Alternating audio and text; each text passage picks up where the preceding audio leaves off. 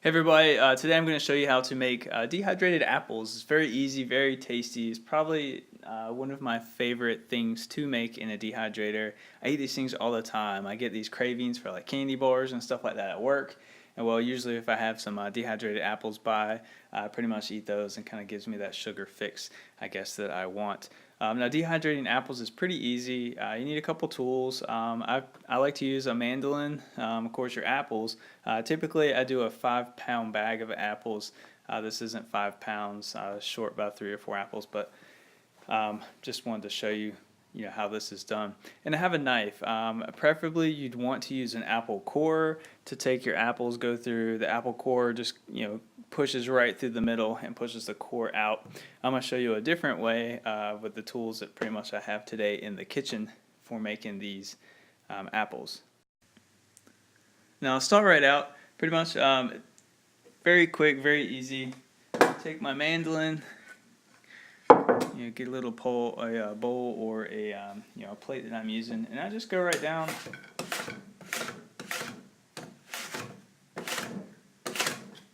Start doing the apples, and you probably want to use this when you get a little bit closer to the bottom. You don't want to slice the tips of your fingers off. This mandolin actually comes with a little tool to kind of help you save your fingers, I would say. And you want to keep checking the bottom because as this gets full, it makes it a little bit more difficult to cut. So that's how that works.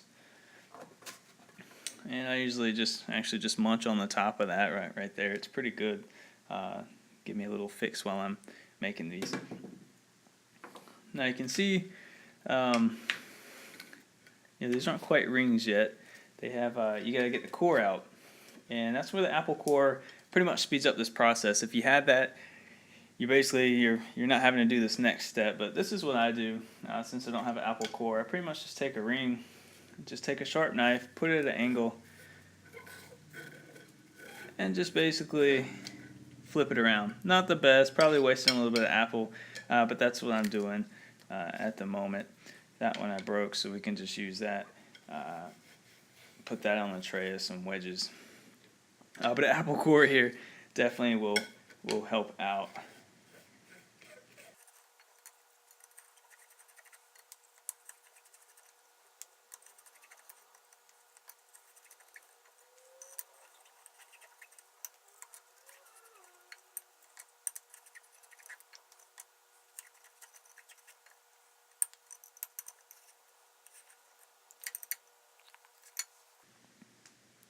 Alright, so I got all my apples cut up and the cores and everything cut out. You can see this is 5 pounds of 5-pound bag of apples, so it's quite a bit of apples. So next we're basically just going to put the apple slices on the trays.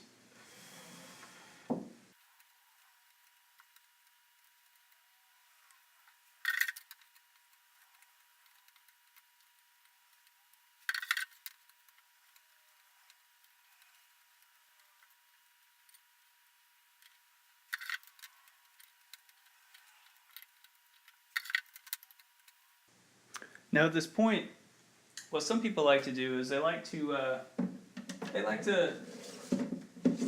take a little bit of cinnamon sugar and sprinkle on top, and you give them a little bit of flavor. I tend to find that the apples themselves already, when they're dehydrated, I mean you're concentrating that sugar in the apple, so they're pretty sweet as they are. If you want to go ahead and put some cinnamon sugar on it, now's the time to do it. You can just sprinkle it on top of there. I don't really do that. Some people actually peel the skins off. It doesn't really make a difference. Some people spritz them with lemon, like a mist of lemon or whatever to help keep them from browning. I don't really find that my apples really brown a whole lot in the dehydrator anyway. Now, it could just be the thickness that I do it at. I use my mandolin slicer with a medium thickness. So they tend to dry out pretty much in 4 hours when you have the dehydrator set.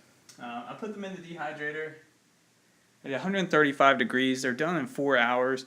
I have an Excalibur 3900. It's a 9-tray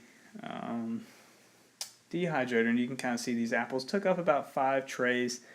So I still have 4 trays left to do some more apples or some kiwi or something else that is really good. But Okay, here we are. We're gonna just check out these rings. They've been going for about 5 hours, almost 6 hours actually. Just wanna, I kind of know usually they're done about 4, but I had so many in here. I figured they may take just a little bit longer, but you can see they look pretty good. There's minimal browning. You can tell when they're done. They come right off the sheets. You shouldn't feel any moisture in them. They feel pretty dry. They're slightly bendable.